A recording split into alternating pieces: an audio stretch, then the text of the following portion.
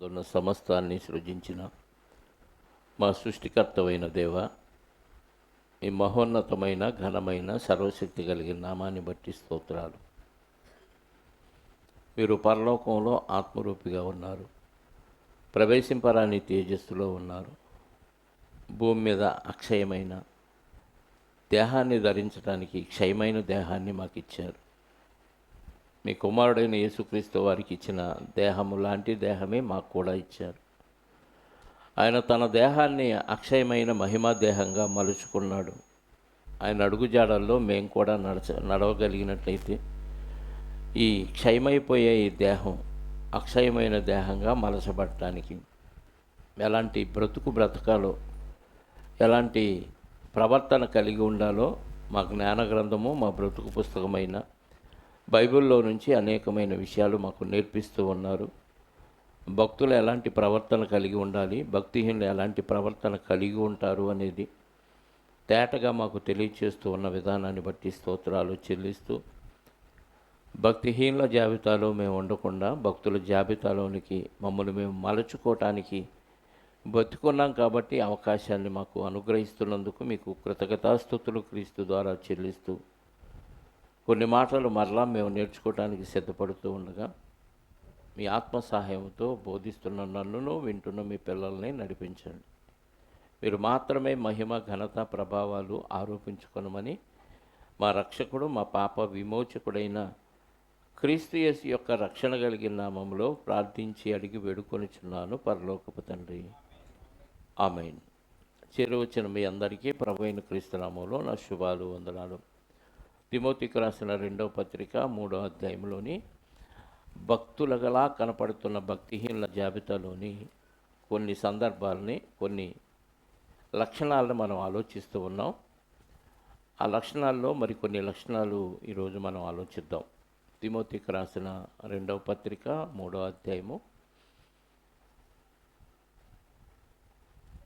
మొదటి నుంచి చదువుదాం. అంత్యదినములలో అపాయకరమైన కాలములు వచ్చునని మీరు తెలుసుకొనుము. ఎలాగనగా మనుషులు స్వార్థప్రియులు, ధనాపేక్షులు. మనుషులు అనే కంటే భక్తులు అని పెట్టుకుంటే బాగుంటుంది. భక్తులు స్వార్థప్రియులుగా ఉంటున్నారు, భక్తులు ధనాపేక్షులుగా ఉంటున్నారు, భక్తులు బెంకములాడువారుగా ఉంటున్నారు, భక్తులు అహంకారులుగా ఉంటున్నారు, భక్తులు దోషకులుగా ఉంటున్నారు, భక్తులు అవిధేయులుగా ఉంటున్నారు, కృతజ్ఞత లేని వారుగా ఉంటున్నారు, అపవిత్రులుగా ఉంటున్నారు, అనురాగ రహితులుగా ఉంటున్నారు, ద్వేషించటంలో అతిగా ద్వేషించేవారుగా ఉంటున్నారు, అపవాదకులుగా ఉంటున్నారు. ఇంతవరకు మనం ఆలోచించాం, ఈ లక్షణాలన్నీ ఆలోచించాం. ఈ లక్షణాలు మనలో ఎవరిలోనైనా ఉంటే వెంటనే తీసివేసుకొని భక్తుల జాబితాలోనికి మారిపోవాలని దీన్ని బట్టి మనకు అర్థమైంది. ఈరోజు మనం అజితేంద్రియులు, క్రూరులు, సజ్జన ద్వేషులు, వీలైనంతవరకు ఈ 3 లక్షణాలని ఆలోచిద్దాం. మొదటిది అజితేంద్రియులు. అజితేంద్రియులు అంటే ఇంద్రియములు అంటే అవయవాలు. ఇంద్రియములు అంటే అవయవాలు. అజితేంద్రియులు అంటే మన దేహంలోని అవయవాలని కంట్రోల్ చేసుకొనలేనివారు. అంటే అనకూడదు అనుకున్నాను అనేసాను, తిట్టకూడదు అనుకున్నాను తిట్టేశాను, కొట్టకూడదు అనుకున్నాను కొట్టేశాను, ఆ పని చేయకూడదు అనుకున్నాను చేసేసాను, అక్కడికి వెళ్ళకూడదు అనుకున్నాను వెళ్ళిపోయాను. ఇవి ఎందుకు అనుకున్నావు, ఎందుకు వెళ్ళావు, ఎందుకు తిట్టకూడదు అనుకున్నావు, ఎందుకు తిట్టేసావు అంటే నీ శరీరాన్ని నువ్వు కంట్రోల్ చేసుకోలేకపోయావు. సహజంగా మనిషి శరీరాన్ని కంట్రోల్ చేసుకోవటంలో అసమర్థుడు. అయితే కొంతమంది సాధన ద్వారా కొన్ని శరీరాలని కంట్రోల్ చేసుకోగలరు. ఉదాహరణకి ఎక్సర్సైజ్ చేసేవాళ్ళు శరీరాన్ని ఎటైనా వంచగలరు. ఆ సాధన ఉంది కాబట్టి వాళ్ళు వంచగలరు. మనకి వాళ్ళకి చేతులు కాళ్ళు ఉన్నాయి, మనకి కాళ్ళు చేతులు ఉన్నాయి. వాళ్ళు వంచినట్టుగా మనం వంచడం. కారణం ఏంటంటే వాళ్ళు సాధన చేశారు, మనం చేయలేదు. అంటే సాధకం ద్వారా కొంతమట్టుకి సాధించవచ్చు. కానీ కొన్ని ఎమోషన్స్ ఉంటాయి, అంటే భావోద్వేగాలు ఉంటాయి. వాటిని సాధన ద్వారా సాధించడం చాలా కష్టం. సాధన ద్వారా సాధిద్దాం అనుకుంటారు కానీ సన్యాసులుగా మారిపోయి ఎంతో తపస్సు చేసి మేము వీటన్నిటిని సాధించామని చెప్పుకుంటారు కానీ అది మనుషులకు అసాధ్యం. ఎందుకంటే తన శరీరాన్ని కంట్రోల్ చేసుకునే సామర్థ్యం మనలో ఉన్న ఆత్మకు లేదు. ఎందుకంటే గలతీ పత్రిక 5వ అధ్యాయము 16వ వచనం నుండి మనం చదవగలిగితే, గలతీలకు రాసిన పత్రిక 5వ అధ్యాయము 16వ వచనం, నేను చెప్పున్నదేమనగా ఆత్మానుసారముగా నడుచుకొనుడి, అప్పుడు మీరు శరీరేచ్ఛలను, అంటే శరీరానికి కొన్ని ఇష్టాలు ఉన్నాయి. శరీరేచ్ఛలు అంటే ఇష్టాలు ఉన్నాయి. మీరు ఆత్మానుసారంగా నడుచుకుంటే శరీర ఇష్టాలని నెరవేర్చరు. శరీరము ఆత్మకును, ఆత్మ శరీరమునకును విరోధముగా అపేక్షించును. ఇవి ఒకదానికొకటి, అంటే ఆత్మ శరీరం ఒకే దారిలో నడవు, ఒకదానికొకటి వ్యతిరేకం. తినొద్దు అంటుంది ఆత్మ, షుగర్ వచ్చింది కాబట్టి. శరీరం ఏమంటుంది? ట్యాబ్లెట్ ఉందగా తిను అంటుంది కదా. తప్పు చేయొద్దు అంటుంది ఆత్మ, ఎందుకంటే అది దేవుళ్ళలో నుంచి వచ్చిన భాగం. శరీరం ఏమంటుంది? చెయ్యి. ఎంతమంది చేయట్లేదు అంటే కవరింగ్ కోసం ఎవరొక్కళ్ళని రెఫరెన్స్గా వాడుకుంటుంది. ఇంతమంది చేస్తున్నారు, వాళ్ళు భక్తులే, వాళ్ళు చేసిన తప్పు నేను ఎందుకు చేయకూడదు, నువ్వు కూడా చెయ్యి అంటది. అంటే శరీరం ఏమంటుందంటే ఎప్పటికప్పుడు ఎవరొకరితో పోల్చుకొని ఏదో ఒక ఆధారంగా ఒక వచనాన్నో లేకపోతే ఒక వ్యక్తినో కొంతమంది వ్యక్తులనో వాడుకొని తప్పు చేయటానికి ప్రేరేపించింది. అందుకే ఈ రెండు ఒకదానికొకటి వ్యతిరేకం. మరి దీన్ని ఎలా సాధించాలి అంటే ఆత్మానుసారంగా నడుచుకోండి, అప్పుడు మీరు శరీరేచ్ఛలను, అంటే ఆత్మ చెప్పినట్టుగా నడుచుకుంటే శరీరాన్ని జయిస్తారు. యేసుక్రీస్తు వారు ఆత్మానుసారంగా నడుచుకున్నాడు కాబట్టి శరీరాన్ని జయించగలిగాడు. పౌలు గారు ఆత్మానుసారంగా నడుచుకున్నాడు కాబట్టి శరీరాన్ని జయించాడు. యేసుక్రీస్తును వెంబడించిన శిష్యులు పరిశుద్ధాత్మ వచ్చిన తర్వాత ఆత్మానుసారంగా నడుచుకున్నారు కాబట్టి ఇంకా లోకంలో ఏది మాకు అవసరం లేదన్నట్టుగా అన్నీ విడిచిపెట్టారు. భార్యని, పిల్లల్ని, ఇళ్ళని, వలల్ని అన్నిటినీ విడిచిపెట్టారు. అంటే సమస్తాన్ని విడిచిపెట్టి మిమ్మల్ని వెంబడించితే కదా అంటాడు పేతురు గారు. ఎందుకు వెంబడించారంటే ఆత్మ చెప్పినట్టుగా శరీరాన్ని వాళ్ళు నడిపించారు. కాబట్టి ఈ శరీరం పునరుద్ధానంలో తిరిగి లేవాలంటే ఖచ్చితంగా ఆత్మ చెప్పినట్టుగా వినాలి. శరీరం ఏం చెప్పిద్దంటే వాళ్ళు సంపాదించారు, వాళ్ళు గొప్పగా ఉన్నారు, వాళ్ళు బాగా బిల్డింగ్ కట్టారు, వీళ్ళు మంచి బైక్ కొన్నారు, వాళ్ళు మంచి టీవీ కొన్నారు, వాళ్ళు బాగా నగలు కొన్నారు, వాళ్ళు బాగా ఆస్తులు సంపాదించుకుంటున్నారు, నువ్వేంది చేతగాని వాళ్ళలాగా ఇలా ఉంటావు, నువ్వు కూడా నీకున్న తెలివితో నువ్వు కూడా ప్రయాసపడు, శరీరాన్ని నలగొట్టు, నువ్వు బాగా సంపాదించగలవు అనే ఒక ఆలోచన ఇచ్చి దేవుని కార్యక్రమాలు చేయటానికి దూరంగా నెట్టేస్తాడు. ఈ శరీరం యొక్క ఆశ, శరీరేచ్ఛలు అంటే శరీరానికి కొన్ని ఇష్టాలు ఉన్నాయి. ఎక్కడి నుంచి వచ్చినాయి ఇష్టాలు? ఎవరో ఒకరిని చూడటం ద్వారా వచ్చినాయి. ఇష్టాలు ఎక్కడి నుంచి పుడతాయి చెప్పండి? బిర్యానీ అనేది అసలు లేదనుకోండి, బిర్యానీ తినాలనే ఇష్టం వచ్చిద్దా? అసలు అదేంటో తెలియదు, మనకి తెలియనప్పుడు రాదు. అంటే ఏదో ఒకటి చూస్తేనో ఏదో ఒకటి తెలిస్తేనో దాని మీద మనకి ఇష్టం పుట్టింది. ఆ ఇష్టం దేనికంటే శరీరానికే. మంచి వస్త్రాలు ధరించినా, మంచి నగలు ధరించినా, మంచి చెప్పులు ధరించినా, మంచి ఏది శరీరానికి సంబంధించిన ఏది కావాలని అనిపించినా అది దేని వరకు ఇష్టం అంటే శరీరేచ్ఛ. దీన్ని నెరవేర్చుకోవటానికి ఎంతకైనా మనిషి తెగిస్తాడు, ఎంత దూరమైనా వెళ్ళిపోతాడు. శరీర ఇష్టాన్ని నెరవేర్చుకోవటానికి ఎంత ఘాతుకానికైనా వెళ్ళిపోతారు మనుషులు. దాన్ని ఆత్మ చేత కంట్రోల్ చేయాలి అంటున్నాడు. అలా కంట్రోల్ చేయని వాడు అజితేంద్రియుడు. అజితేంద్రియులు అంటే శరీరాన్ని కంట్రోల్ చేయలేని వారు. ఇంగ్లీష్లో వితౌట్ సెల్ఫ్ కంట్రోల్ అని ఉంది.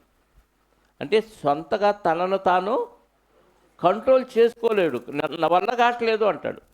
అసలు నీ వల్ల కావట్లేదని మనిషిగా చెప్తావేమో తప్ప పరిశుద్ధాత్మను కలిగిన ఎవడు ఆ మాట చెప్పకూడదు. సాధకం చేయాలి, ఆత్మ సహాయాన్ని ఆశ్రయించాలి. ఎందుకంటే పరిశుద్ధాత్మ ఎలాంటి కెపాసిటీ కలిగిన వాడంటే, తిమోతి 2వ పత్రిక 1వ అధ్యాయము 7వ వచనం. తిమోతికి రాసిన 2వ పత్రిక 1వ అధ్యాయము, దేవుడు మనకు శక్తియు ప్రేమయు ఇంద్రియ నిగ్రహమును గల ఆత్మని ఇచ్చెను కానీ పిరికితనము గల ఆత్మనీయలేదు. ఇంద్రియ నిగ్రహము గల అన్న చోట 3 ఉంది చూడండి. స్వస్థ బుద్ధియు గల ఆత్మనే, అంటే బుద్ధిలో శుద్ధి ఉంది. బుద్ధిలో ఏముంది? ఆ బుద్ధిలో శుద్ధి ఉంటే అన్ని కంట్రోల్ అయిపోతుంది. కల్మషం ఉంటే ఏదో ఒక ఎఫెక్ట్ వచ్చింది. ఆరోగ్యంగా ఉన్నాడు అంటే అర్థం ఏంటంటే ఇంకా ఎలాంటి దోషము శరీరంలో లేదు అని అర్థం. చిన్న ఇన్ఫెక్షన్ ఉన్నా ఏదో ఒక జబ్బు వచ్చింది. ఆ ఇన్ఫెక్షను దేని మీద దాడి చేస్తే అది సమస్యకు గురైపోయి అనారోగ్యానికి పాలైపోతాం. దానికి సంబంధించిన డాక్టర్ దగ్గరికి వెళతాం. బుద్ధి మొత్తం శుద్ధిగా ఉందనుకోండి, సర్వ శరీరానికి ఆరోగ్యం ఉంటుంది. ఇంద్రియ నిగ్రహము కలిగిన ఆత్మనిచ్చాడు అంటే పరిశుద్ధాత్మ సహాయం కోరితే ఏమవుతాం మనం? అన్యులకి అంటే బయట నమ్ముకొని వారికి నమ్ముకున్న వారికి ఉన్న వ్యత్యాసం ఏంటంటే, దేవుడి ఆత్మ ప్రకారంగా భక్తులు నడుస్తారు, సొంత ఆత్మ ప్రకారంగా లోకంలో సమాజంలో శరీరాన్ని నడిపిస్తారు. శరీరం వాహనం అయితే ఆత్మ డ్రైవర్, శరీరం వాహనం అయితే ఆత్మ డ్రైవర్. డ్రైవర్ నడిపినట్టు వాహనం వెళ్ళిద్దాం, వాహనం ఇష్టానుసారంగా అది వెళ్ళిపోద్దాం. డ్రైవర్ నడిపినట్టుగా వాహనం వెళ్ళిద్ది. మొన్న ఒక చిన్న క్లిప్పింగ్ వీడియో పెట్టాను, ఎక్కడో దొరికింది. ఆ లారీ అలా టర్నింగ్ తిరుగుతూ ఉంటుంది, బాడీ మొత్తం ఊడి కింద పడింది, ఒట్టి టైర్లో చాసిస్ మాత్రం అలా వెళ్ళిపోతూ ఉంటుంది. ఆత్మదేహం అంటే ఇదేనేమో అన్నట్టుగా అనిపించింది. అంటే శరీరం ఇక్కడ కూలిపోయిన ఆత్మ మాత్రం అలా వెళ్ళిపోతూనే ఉంటుంది. అసలైంది నడిపించేది ఇంజన్ కదా. అందులో డ్రైవర్ కూడా దిగి పరిగెత్తుతూ ఉంటాడు. అంటే బాడీతో పాటు డ్రైవర్ కూడా సేఫ్గా దిగాడు, అలా కూలిపోయింది పక్కకి. అంటే శరీరం వాహనం అయితే ఆత్మ డ్రైవర్ అయితే మన సొంత ఆత్మతో మనం నడిపించలేము. ఎందుకంటే ఎప్పుడు ఇవి రెండు వ్యతిరేకంగా ఉంటాయి. అప్పుడు పరిశుద్ధాత్మ సహాయాన్ని మనం ఆశ్రయించాలి. ఇంద్రియ నిగ్రహము కలిగిన ఆత్మ దేవుని ఆత్మది. దేవుడు పరిశుద్ధాత్మను మనకి బాప్తిసం ద్వారా ఇచ్చాడు. ఇచ్చినప్పుడు ఆటోమేటిక్గా మనం ఏం చేస్తాం చెప్పండి? ఏం చేస్తాం? శరీరాన్ని కంట్రోల్ చేస్తాం. అలా కంట్రోల్ చేసిన వాడే భక్తుడు. ఏది తినాలో ఏది తినకూడదు, ఏది చెయ్యాలో ఏది చేయకూడదు, ఎక్కడికి వెళ్ళాలో ఎక్కడికి వెళ్ళకూడదు, అన్నీ ఆత్మ చెప్పినట్టుగా నువ్వు నడిచావనుకో. ఆత్మ ఎలా చెబుతాడు? అప్పుడప్పుడు నీకేమైనా ప్రేరణ ఇస్తాడా? వాక్యము ద్వారా చెప్పేశాడు. ఆత్మ ఏం చెప్పాడు? వాక్యము ద్వారా చెప్పేశాడు. చెప్పింది నువ్వు చదివి అర్థం చేసుకుంటే ఆత్మ ఈ విషయంలో ఈ మాట చెప్పాడు కాబట్టి నేను అది చేయకూడదు, అలా తిట్టకూడదు, అలా దూషించకూడదు, అలా అబద్ధం ఆడకూడదు, అలా తప్పు చేయకూడదు, మోసం చేయకూడదు, దగా చేయకూడదు. ఇవన్నీ ఆత్మ చెప్పేశాడు. వ్రాయబడినవన్నీ దేవుడు పౌలు గారికి దర్శనం ద్వారా స్వప్నాల ద్వారా తెలియచేయబడినవి వ్రాసేశాడు. వ్రాసింది ఏం చేయాలి మనం? ఎఫెసీ పత్రిక 3:3 ఉంటుంది అన్నమాట. ఎఫెసీ పత్రిక 3వ అధ్యాయం 3వ వచనంలో ఎట్లనగా క్రీస్తు మర్మము దేవదర్శనం వలన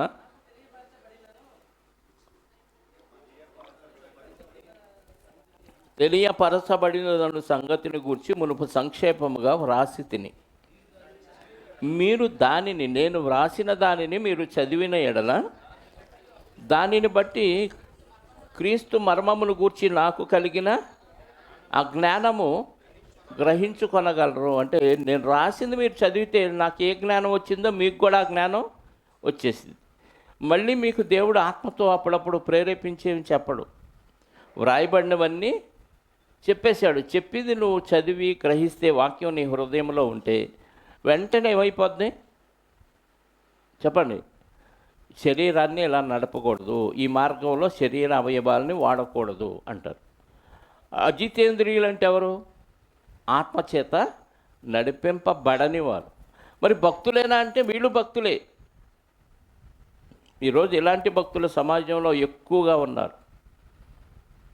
ఇలాంటి భక్తులు ఎక్కువగా ఉన్నారు. రోజు మీకు మెసేజ్లు వస్తాయి, రావు గారు నాకు వస్తున్నాయి, మీకు లోన్ శాంక్షన్ అయింది 3 లక్షలు రెడీగా ఉన్నాయి, ఒకసారి క్లిక్ చేయండి అంతే. క్లిక్ చేస్తే ఏమైంది?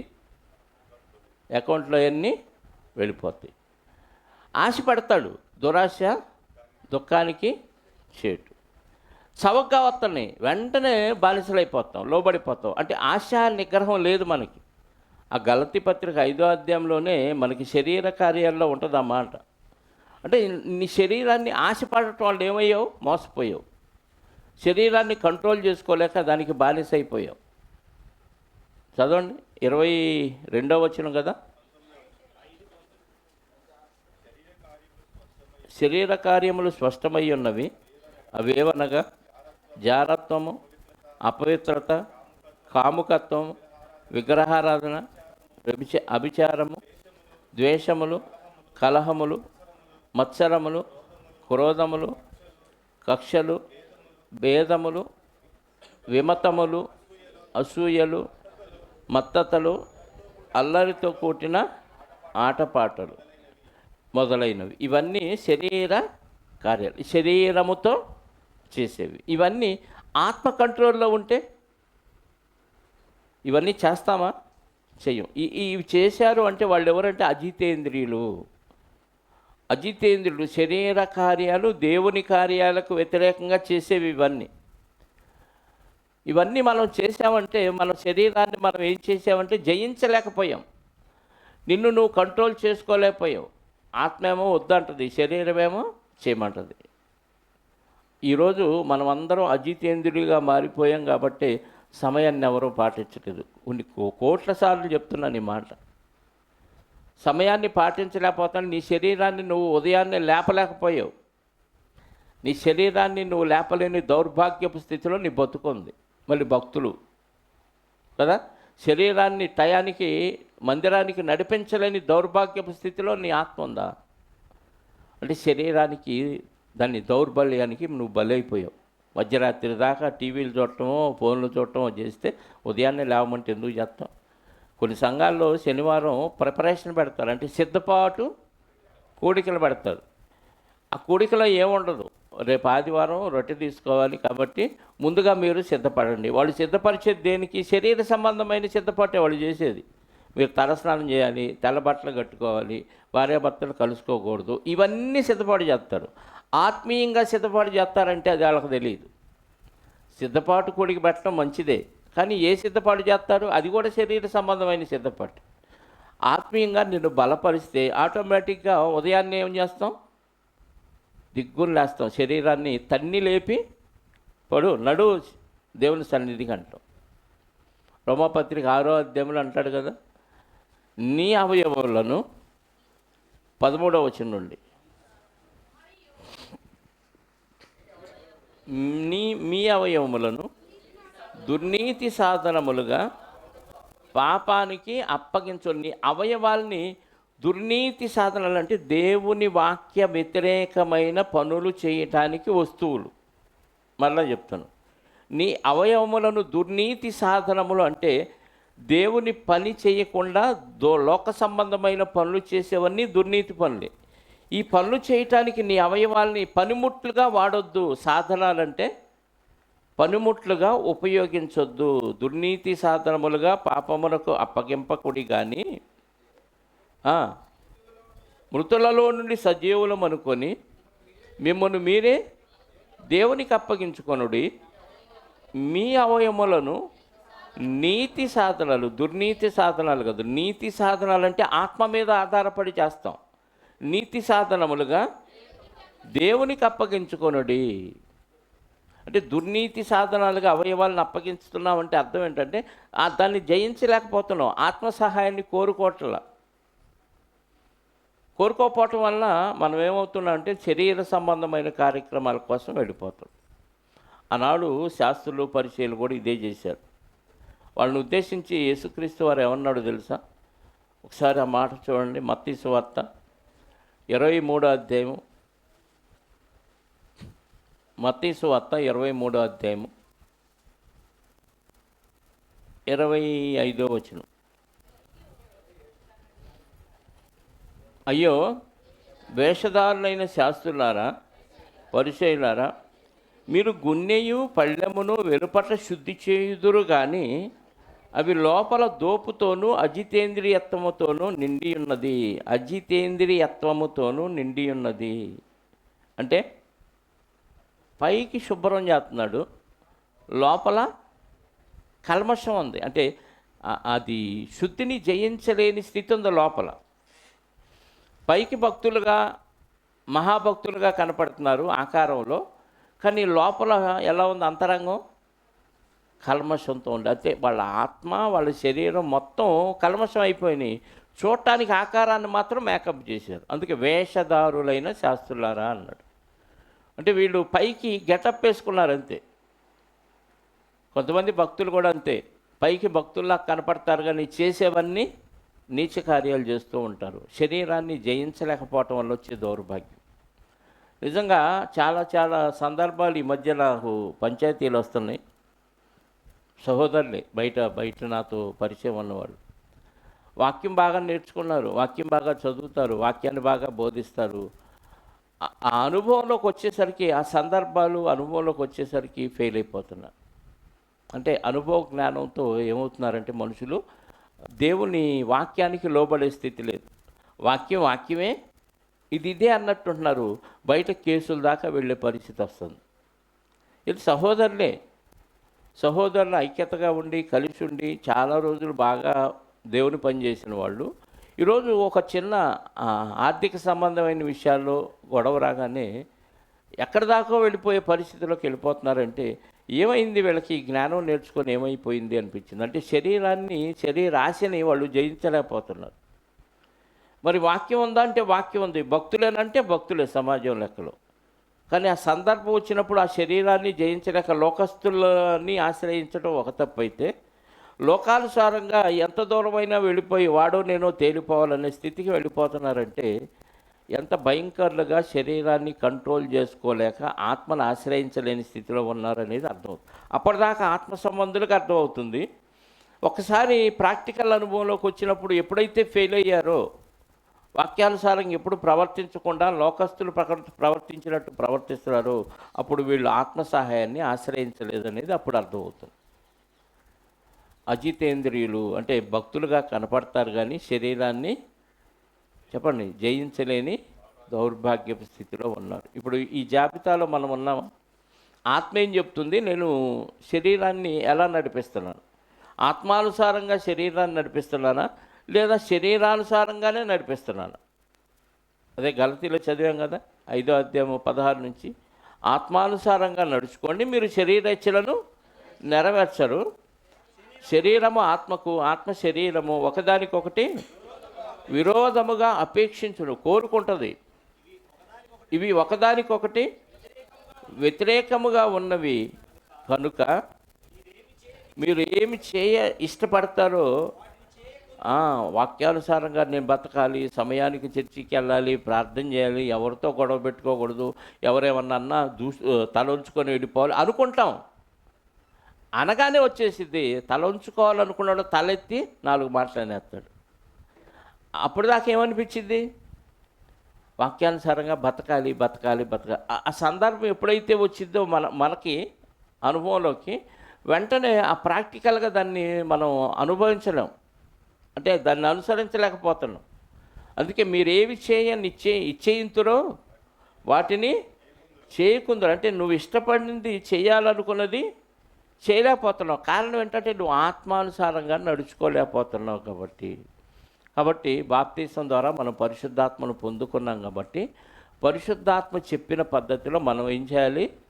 ఆత్మానుసారంగా ఆత్మను ఆశ్రయించి ఆత్మానుసారంగా అనుసరించాలి తప్ప శరీరం అడిగిందల్లా, శరీరం చెప్పిందల్లా, లోకం అనుసరిస్తున్న రీతిలో శరీరాన్ని మనం నడిపించకూడదు. నడిపిస్తే నువ్వు అప్పుడు శరీరాన్ని జయించిన జయశాలి అవుతావు.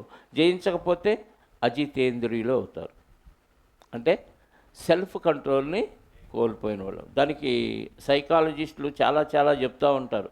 నిన్ను నువ్వు కంట్రోల్ చేసుకోవాలంటే ఏం చేయాలి, అంకెలు లెక్క పెట్టాలని, ఇంకా వేరే దాని మీద కాన్సన్ట్రేషన్ చేయాలని, ఇలా రకరకాలు చెప్తారు.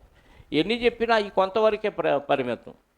అందుకే గలతీలో అంటాడు కదా 4:8, శరీర సంబంధమైన సాధకము కొంత మట్టికే ప్రయోజనకరమమును కానీ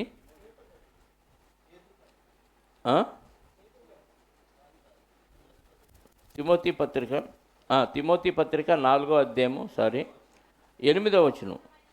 మొదటి పత్రిక 4:8, శరీర సంబంధమైన సాధకము కొంచెం మట్టుకే ప్రయోజనకరమగును కానీ దైవభక్తి ఇప్పటి జీవం విషయంలోనూ రాబో జీవం విషయంలోనూ వాగ్దానముతో కూడినదైనందున అది అన్ని విషయాల్లో ప్రయోజనకరం. శరీర సంబంధమైన సాధకం చేసి ఎక్కడికో కౌన్సిలర్ దగ్గరికి వెళ్ళో, లేకపోతే సైకాలజిస్ట్ దగ్గరికి వెళ్ళో, ఇంకెక్కడికన్నా వెళ్ళి నన్ను నేను కంట్రోల్ చేసుకోవాలి అనుకుంటున్నాను అంటే దానికి ఏదో టిప్స్ చెప్తారు. అది కొంతవరకే ప్రయోజనం. కానీ ఆత్మ సంబంధమైన సాధకం ఇప్పుడు జీవం విషయంలో ఉపయోగపడిద్ది, నిత్య జీవానికి కూడా వెళ్ళటానికి ఏది బెటర్? మనకి రెండిటికి ఉపయోగపడే ఆత్మ సంబంధమైన సాధకమే బెటర్. కాబట్టి ఆత్మ మీద ఆధారపడి మనం శరీరాన్ని జయించాలి. నెక్స్ట్, క్రూరులు. ఇది మరీ ఘోరం. క్రూరులు అంటే ఎవరు?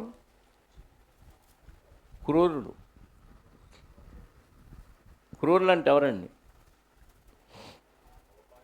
అది మృగానికి పెడతారు కదా. క్రూరత్వం అనేది మృగాలలో ఒక రకమైన మృగాల లక్షణం. క్రూర మృగం. మృగాలు వేరు, క్రూర మృగం వేరు. ఇప్పుడు మనిషి ఒక 6 సంవత్సరాల పసిపిల్లని రేప్ చేశాడు అని వార్తలు వింటున్నాం కదా. ఆయన ఏమంటాడు? మనిషి రూపంలో ఉన్న మృగం అంటే క్రూరుడు. ఎంత క్రూరత్వం లేకపోతే ఎంత పని చేస్తాడు? అక్రమ సంబంధం కోసం తన పిల్లల్ని సహా చంపి గొంతు కోసి చంపిన తల్లి. వింటున్నారా వార్తలు? ఎంత క్రూరత్వం ఉంటే కన్న పేగు పంచుకొని పుట్టిన పిల్లల్ని గొంతు కోసి చంపిద్దని కిరాతకురాలు. క్రూరత్వం అంటే అది. మొన్న మధ్య ఒక వార్త విన్నాను.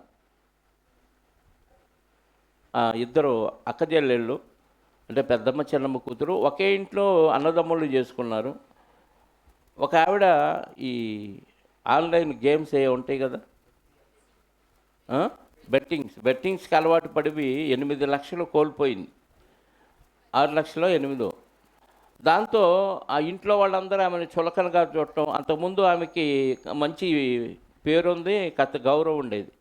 ఇలా ఎప్పుడైతే ఈ పని చేసిందో గౌరవం తగ్గింది, మర్యాద తగ్గింది, లెక్కలేకపోతుంది. ఓ పక్క తోడికోళ్ళ అక్కకేమో గౌరవ మర్యాదలు పెరిగిపోయినాయి. ఆమెకి 2 పిల్లలు, ఈమెకి 2 పిల్లలు. ఈమెకి కుళ్ళు వచ్చేసింది. ఎవరికి? బెట్టింగ్లు చేసిన ఆమెకి కుళ్ళొచ్చి ఆ కుళ్ళు కాస్త క్రూరత్వంగా మారిపోయి, ఎంత క్రూరత్వంగా మారిపోయిందంటే పిల్లల్ని చక్కగా బయటికి తీసుకెళ్ళి పార్కులో ఆడిచ్చి సాయంత్రం తీసుకొచ్చి ఈ 2 పిల్లల్ని, ఆ పిల్లల్లో ఒక పిల్లని ఇక్కడికి పంపించి, ఈ పిల్లల్ని పక్క ఒక ఇల్లు ఉంటే ఖాళీ ఇల్లు, ఆయన ఓనర్ ఎక్కడో ఉంటాడంట, ఆ ఇంట్లోకి వెళ్ళి బాత్రూంలోకి తీసుకెళ్ళి కత్తెరతో గొంతుకొచ్చి చంపేసిందండి. ఈ కారణం ఏమన్నా ఉందా? అంటే క్రూరత్వం ఎక్కడ దాకా చిన్న విషయమే, కానీ అంత క్రూరత్వంగా పసిపిల్లని గొంతుకొచ్చి చంపాలని ఎలా అనిపించిందండి? పువ్వుని తీసుకొని నలపాలంటేనే ప్రాణం విలవిల్లాడింది. పసిపిల్లలంటే అందరూ చెప్తారు పిల్లలు దేవునితో సమానం అని. అంత చిన్నపిల్లలు ఏదన్నా ఇబ్బంది పడుతుంటేనే, బాధపడుతుంటేనే మనకు విలవిల్లాడిపోతూ ఉంటుంది ప్రాణం. మొన్న దివ్యశోభిత చనిపోతే నా జీవితంలో చిన్నపిల్లని తీసుకెళ్ళి సమాధి చేయటం అదే ఫస్ట్ టైం. ఆ పాలు బొగ్గల పసిపాపను తీసుకెళ్ళి ఆ మట్టిలో సమాధిలో వదిలి రావాలంటే నాకు చాలా ప్రాణం విలవిల్లాడింది. అంటే చిన్నపిల్లలు చిన్న బాధ వస్తేనే తట్టుకోలేని వాళ్ళని గొంతు కోసి చంపే అంత క్రూరత్వం ఎలా వచ్చిందంటే దయ్యం పడితే ఇలాగే ఉంటుంది అనేది అర్థమైంది. ఇంకా దేవుడు, భక్తి, మంచి ఏమీ లేదు. ఏమో గౌరవం తగ్గింది. ఎందుకు తగ్గింది? ఏమో చేసిన అప్రాచ్య పని వల్లనే కదా గౌరవం తగ్గింది. నేను చేసిన పని వల్ల నాకు గౌరవం తగ్గింది, తప్పైంది, క్షమాపణ అడిగి ఇంకా మంచిగా బతకాలనే పశ్చాత్తాపం లేకపోగా ఆమె గౌరవం పెరిగిందని ఆమె మనస్సు కకావికలం అయిపోవాలి, ఆమె మనశ్శాంతి లేకుండా బతకాలి నాకులాగా అనుకొని ఆమెకి బాధ కలిగించడానికి కేవలం ఈ పిల్లను గొంతుకు చంపిందండి. చిన్నపిల్లల్ని ఎలా చంపాలనిపించింది. ఇది కన్నతల్లే చంపుతున్నారు. పిన్ని చంపడం పెద్ద గొప్పే ఉంది. పిన్ని పిన్ని అంటే చాక్లెట్ ఇస్తే ఎమడ తిరిగే పిల్ల. పిన్ని అని గొర్రెలాగా నమ్మి వెళ్ళిపోతే ఆ పసిపిల్లని కషాయిలాగా గొంతుకు చంపిందంటే ఏమంటే మామూలు కత్తులతో కోయటం అంటే వేరు, కత్తెరతో కోయటం అంటే ఎంత కష్టపడాలో తెలుసా. కత్తిరించడానికి కొయ్యటానికి అంత ఈజీగా తెగదు అది. అలాంటిది ఆ పిల్ల నోట్లో గుడ్డలు గుక్కి నోటు శబ్దం బయటికి రాకుండా ఎంత కిరాతకంగా చంపిందంటే అది క్రూరత్వం అంటే. ఇది భక్తుల్లో కనపడటం మరీ విశేషం. అవతలోడు ఏమైపోయినా పర్లేదు, వాడు మాత్రం నా కళ్ళ ముందే ఆ బాధ అనుభవిస్తుంటే చూసి ఆనందపడే అంత పైచాచిక ఆనందం కలిగిన వారు భక్తుల్లో కనపడుతున్నారు ప్రియుల. ఇది భక్తుల జాబితాలో ఇచ్చాడంటే నాకు ఆశ్చర్యం వేసింది. భక్తుల్లో మామూలుగా వ్యభిచారులు, తాగుబోతులు, తిరుగుబోతులు, అబద్ధాల కోళ్ళు, దూషణ మాట్లాడేవాళ్ళు ఇవన్నీ చదివాం. క్రూరులు ఉన్నారంటే, క్రూరత్వం అంటే ఇక అది ఏ స్టేజీ అంటే ఇక దయ, జాలి, కనికరం ఏమీ లేదు. అవతలోడు ఏమవుతున్నాడో కాదు, వాడిని నేను అనుకున్నది వాడి విషయంలో చేశానా లేదా, హత్య దాకా వెళ్ళిపోద్ది. తడిగుడ్డతో గొంతుకు వస్తారంటారు చూసారా, అంత కిరాతకంగా అసలు ఏమీ కన్నీరు కూడా రాదు వాళ్ళకి. ఏదో కోడిని కోసినట్టు, కోడిని కోస్తుంటేనే కొంతమంది విలవిల్లాడిపోతూ ఉంటారు, అది రక్తం కాల్చుకొని గిలగిల్లాడుతుంటే. దానికంటే కూడా ఇంకా అసలు పైచాచిక ఆనందం పొందేవాళ్ళని క్రూరులు అంటారు. వీళ్ళు భక్తుల జాబితాలో ఉండటం ఏంటి? క్రూరులు అంటే ఇక భక్తి, దేవుడు, ఈ మాటలన్నీ ఏమైపోతాయి విన్నాయో నాకు ఈ మాట చదవగానే. ఇప్పుడు దేవుడి వాక్యంలో కొన్ని కాకపోతే కొన్ని అన్నా గుర్తుంటాయి కొంతమందికి. క్రూరుల కంటే ఇక ఏది గుర్తుండదు. క్రూరులకి భక్తి, మంచి, దేవుడు, మానవత్వం, చావు తర్వాత బతుకు అసలు ఏమీ గుర్తురావన్నమాట. నేను అనుకున్నది వాళ్ళ విషయంలో నెరవేరాలని, వాళ్ళు చావాల్సిందే, వాళ్ళు చిత్రవద అనుభవించాల్సిందే అనే స్థితిలోనికి. ఉగ్రవాదులు అంటామా, ఇంకేమన్నా తీవ్రమైన పదం ఉందా దానికి చెప్పండి? తాలిబాన్స్ అంటారు చూసారా, విన్నారా? తాలిబాన్స్ నిర్దాక్షిణ్యంగా వాళ్ళు మనుషుల్ని కిరాతకంగా చంపేస్తారు. కాళ్ళు చేతులు కట్టేసి భయంకరంగా చిత్రహింసలు పెట్టి చంపేస్తారు. మరి ముఖ్యంగా క్రైస్తవుల్ని చంపేవాళ్ళు చాలామంది ఉన్నారు. వాళ్ళు ఉగ్రవాదులు గన్ను తీసుకొని తల మీద కాల్చేసి చంపుతారు, లేదా చిత్రవంశంలో పెట్టి చంపుతూ ఉంటున్నారు. వాళ్ళని క్రూరులు అంటారు. ఆ క్రూరులు ఎక్కడున్నారు? దేవుని సంఘములో ఉన్నారంటే ఆశ్చర్యం వేస్తుంది. క్రూరుల యొక్క పరిస్థితి ఎలా ఉంటుందో చూస్తారు ఒకసారి. సామెతల గ్రంథం 11వ అధ్యాయము.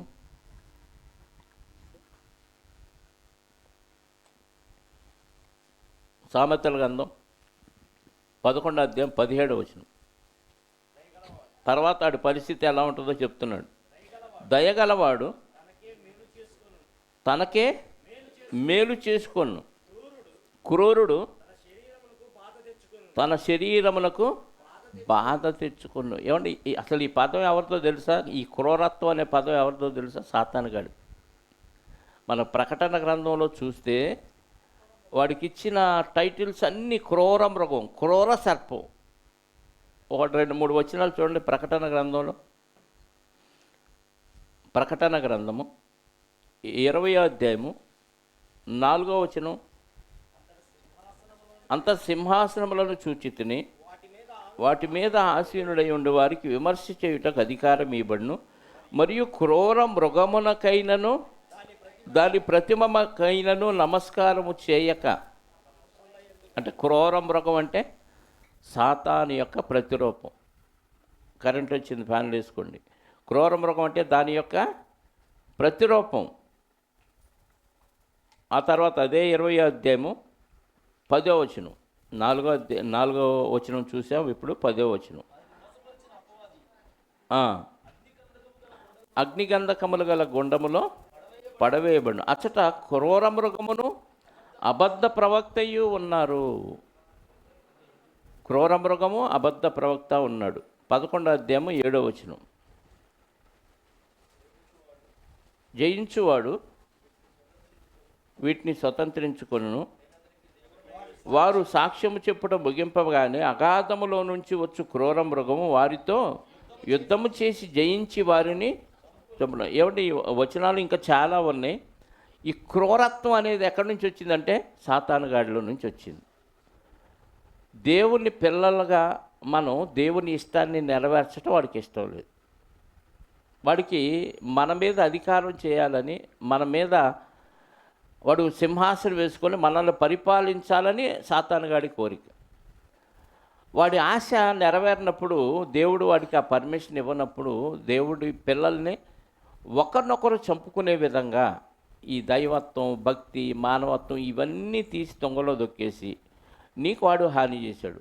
వాడు బతకటానికి వీల్లేదు. వాడిని ఎలాగైనా బాధ పెట్టి చంపేయాలనే ఆలోచన ఇచ్చేది ఎవడయ్యానంటే ఇదిగో ఈ క్రూర మృగం. అంటే ఇది పీక్ స్టేజ్. ఇక భక్తి అనేది వాళ్ళలో ఏమాత్రం ఉండదు. కానీ భక్తులుగా కనపడతారు. భక్తులుగా కనపడటం మాత్రమే కాదు, కానీ వీళ్ళు బోధకుల స్థితిలో కూడా ఉన్నారు. బోధకుల కేడర్లో కూడా వచ్చేసారు. భక్తుల్లో క్రూర మృగాలు ఉండటం కొంత పర్వాలేదు అనిపిస్తుంది. బోధకుల్లో ఉంటే ఇంకెంత భయంకరమో చూడండి. అది ఎలా ఉంటుందంటే క్రూరుడు క్రూరత్వాన్ని కనపరచకుండా అవతల వాళ్ళని చిత్రహింసలకు గురి చేస్తాడు. కొంతమంది మంచిగా మాట్లాడుతున్నట్టు ఉంటారు, కానీ ఆ మాటల వెనక భయంకరమైన క్రూరత్వం ఉంటుంది.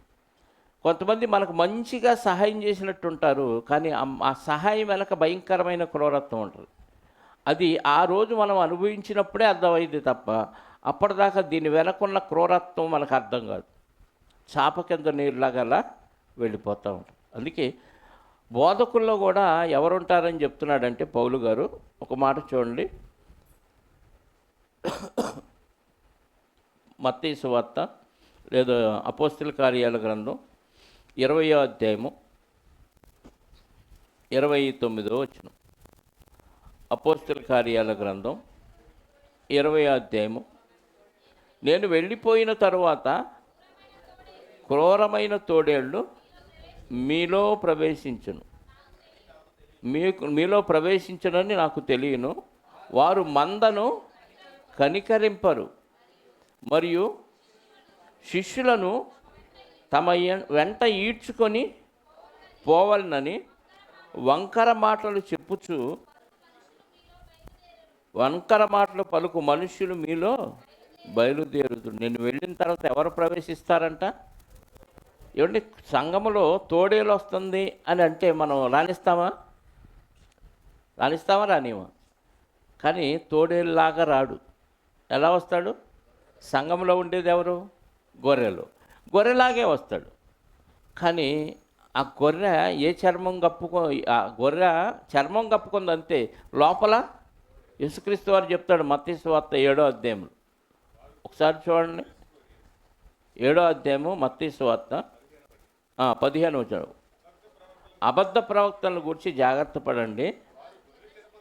వారు గొర్రె చర్మములు వేసుకొని మీ యొద్దకు వత్తురు, కానీ వారు లోపల, ఇప్పుడేమో పౌలు గారు ఏమంటున్నాడు, డైరెక్ట్గా తోడేళ్ళే ప్రవేశిస్తాయి, కాకపోతే వాళ్ళు తోడేళ్ళలాగా కనపడరు. ఎందుకు కనపడరంటే వాళ్ళు కప్పుకుంది గొర్రె చర్మం, లోపల వాళ్ళ స్వభావం తోడేళ్ళు లాంటి క్రూరమైన, మామూలు తోడేళ్ళు కాదు. తోడేళ్ళు వేరు, క్రూరమైన తోడేళ్ళు. ఏం చేస్తారంటే మందని కనికరింపరు. ఈ ఆత్మ నరకానికి పోయిద్దేమో, ఈ ఆత్మ నశించిపోయిద్దేమో, ఈ ఆత్మ ఎలా ఉండిపోతే ఎలాగైనా దేవుళ్ళలోకి తేవాలి, ఎలాగైనా వాక్యానుసారంగా వీళ్ళు బతికేటట్టు చేయాలి, ఈ ఆలోచనలు ఉండవు.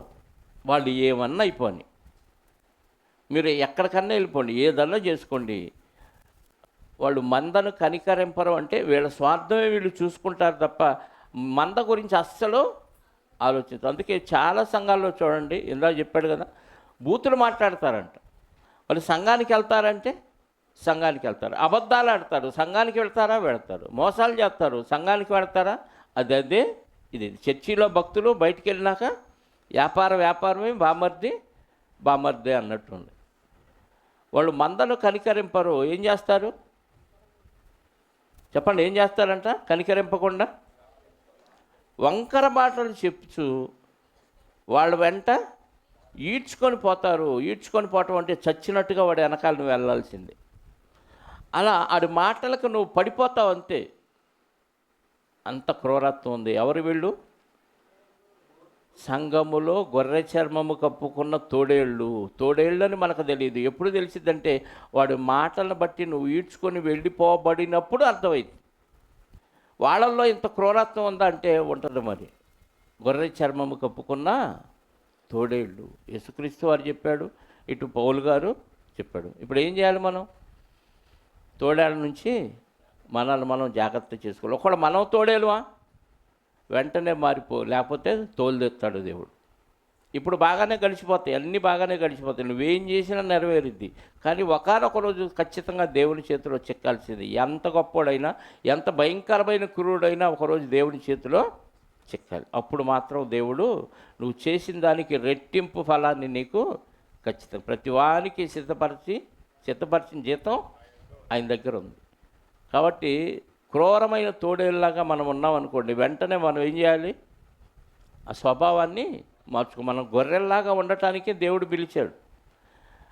శిక్ష అనుభవించడానికే పిలిచాడు, శ్రమలు అనుభవించడానికే పిలిచాడు, నిందలు భరించడానికే పిలిచాడు, అవమానాలు భరించడానికే పిలిచాడు. ఇవన్నీ కాకుండా నాకున్న కెపాసిటీ నేను తేల్చుకుంటాను, ఎంత దూరం అయినా వెళ్తాను అని అంటే నువ్వు ఎంత దూరం వెళ్ళగలవు? మరణం దాకా వెళ్ళగలవు. మరణం తర్వాత నువ్వు ఏమీ చేయలేవు. ఎంత దూరం వెళ్ళినా ఏదో ఒకరోజు చనిపోతావా అంటే నువ్వు చావు దాకా వెళతావు అంతే. లేదా అవతల వ్యక్తిని చావు దాకా రప్పిస్తావు. ఆ తర్వాత చావు పేరుతో నీ పగ, ప్రతీకారాలు, ద్వేషాలు అన్నీ ఏమైపోతాయి? ఆగిపోతాయి. ఆ క్రూరత్వం కూడా ఏమైపోద్ది? ఆగిపోద్ది. అప్పుడు ఏం చేస్తాం? అది యేసుక్రీస్తు వారు ఇవన్నీ చేయలేక, పగ, ప్రతీకారం ఇవన్నీ చేయలేక ఎందుకు భరించాడన్నీ? మనలో ఈ స్వభావాన్ని మార్చుకోవటానికి సంఘానికి పిలిస్తే సంఘంలోకి వచ్చి కూడా ఇదే స్వభావాన్ని కలిగి ఉంటే ఇంక ఎలా మారుతారు? సంఘంలోకి వచ్చి కూడా ఈ క్రూరత్వాన్ని విడిచిపెట్టకపోతే మనం ఎలా మారుతాం? మీకు సింపుల్ ఎగ్జాంపుల్ చెప్పనా? నీలో ఇంకా క్రూరత్వం ఉందో లేదో అని తెలియటానికి సింపుల్ ఎగ్జాంపుల్ ఏంటంటే, టీవీల్లో కానీ ఇంకా ఫోన్లలో కానీ ఏదైనా ఎవడైనా బాగా బాధపడుతుంటే నవ్వుతాం, చూసావా? అవతలోడు బాధపడుతుంటే మనకు నవ్వు వచ్చింది, చూసావా? దాన్నే భయంకరమైన శాడిజం అంటారు. క్రూరత్వంలో కూడా టాప్ స్టేజ్. ఆడు బాధపడుతుంటే నీకు నవ్వు ఎలా వస్తుంది? నువ్వు బాధపడుతుంటే అవతలోడు నవ్వితే మనకేమనిపించింది? కోపం వచ్చిద్దా రాదా? మరి అవతలోడు బాధపడుతుంటే మనకు నవ్వు ఎలా వస్తుంది? వచ్చింది అంటే ఇంకా క్రూరత్వం మనలో ఉంది అని అర్థం.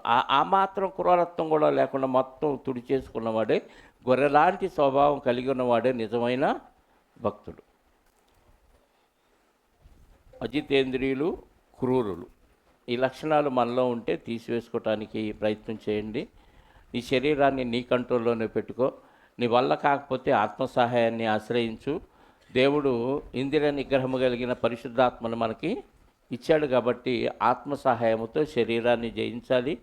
మనలో దుష్టుని సంబంధమైన ఈ క్రూరత్వం ఏమాత్రం ఉన్నా, అసలు చిన్న నలుసు లాంటి క్రూరత్వం కూడా మనలో లేకుండా శుద్ధులుగా పరిపూర్ణమైన ఆరోగ్యకరమైన ఆత్మ కలిగిన వారంగా మనం ఉండటానికి ప్రయత్నం చేద్దాం.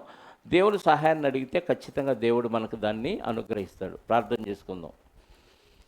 మహోన్నతుడ, కృప, కనికరము, జాలి, దయ, దీర్ఘశాంతము కలిగిన మా గొప్ప దేవ, నిజంగా మీ మహోగ్రత ఎంతో మాకు తెలుసులేండి.